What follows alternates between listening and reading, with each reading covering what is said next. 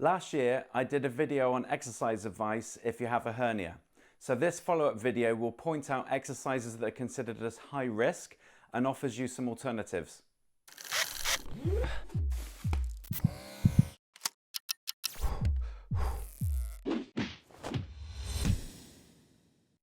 Hi everyone, and welcome to Exercise for Health, and today's video looks at high-risk exercises if you currently have an inguinal or abdominal hernia. If you want to learn more about the types of hernia and get some general advice for exercise, then check out the first video I did on this subject, which I'll leave a link to in the description below. So first of all, it's worth me pointing out that evidence shows a hernia isn't normally caused by one traumatic event.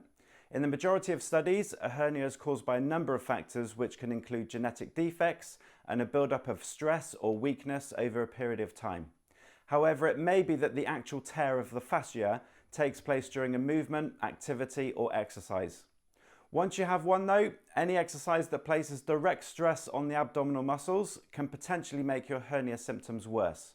These can be old school sit-ups, ab crunchies, using an ab roller, lying straight leg raises, performing the plank, holding a V-sit, Russian twists, or knee raises.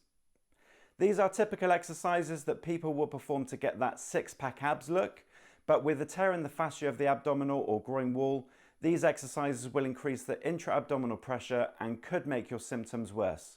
Now, I'm not saying that you must not do them, and if you don't have a hernia or lower back condition, then they'll all be fine. But rather, I'm pointing out that they will be of a higher risk if you already have the weakness in the fascia, and it would be best to subsidize them with another exercise in the short term.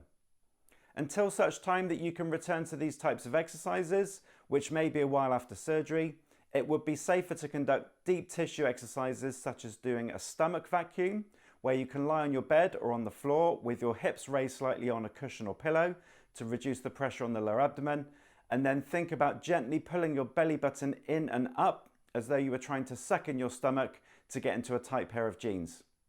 Alternatively, you could also do a pelvic floor contraction, which can be done at the same time as the stomach vacuum, where you contract the deep pelvic floor muscles by thinking about stopping yourself from peeing or pooping. These stomach vacuums and pelvic floor muscle contractions can be held for up to 10 seconds before relaxing and done 2 or 3 times. If it feels uncomfortable or you prefer not to lie on your back, then you can do the same exercise lying on your side, or you can even do them while seated, providing it doesn't cause you any pain, and they can be done 2 or 3 times a day. Next, any exercise that places a big stretch on the abdominal muscles can also be considered a high risk. Examples are a cobra pose, hanging on a bar, performing a bridge if that's something you're able to do, or doing a quad stretch while arching the lower back. Although they can feel good while doing them, they do run the risk of making your symptoms worse. Therefore, avoid overstretching the abdominal area by limiting the amount of extension in the lumbar spine by not excessively forcing a forward tilt of the pelvis and pushing the belly button out and down. This means keeping the lower back in its natural curve while conducting any exercises or stretches. Doing some gentle exercises around the core will be fine, such as lying pelvic rotations with the feet and knees together, a side lying clamshell, a lying single leg opener, or a small glute bridge. These can all help maintain core strength and mobility without stressing the hernia too much. Finally, exercises that cause an imbalance in the pelvis or spine should also be avoided. They may not only lead to a hernia, but they can also make things much worse.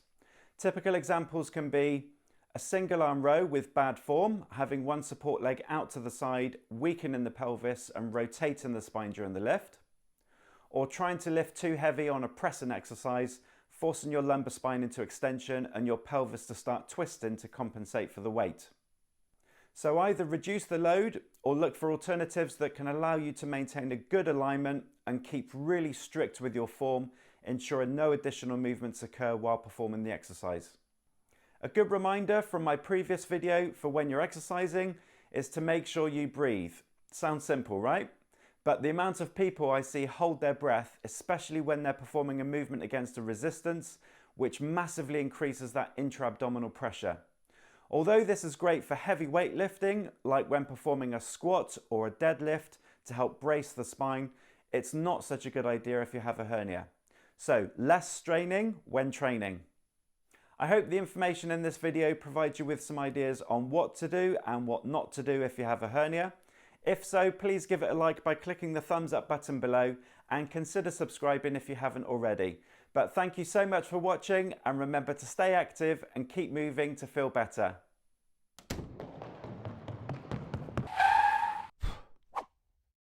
Eee.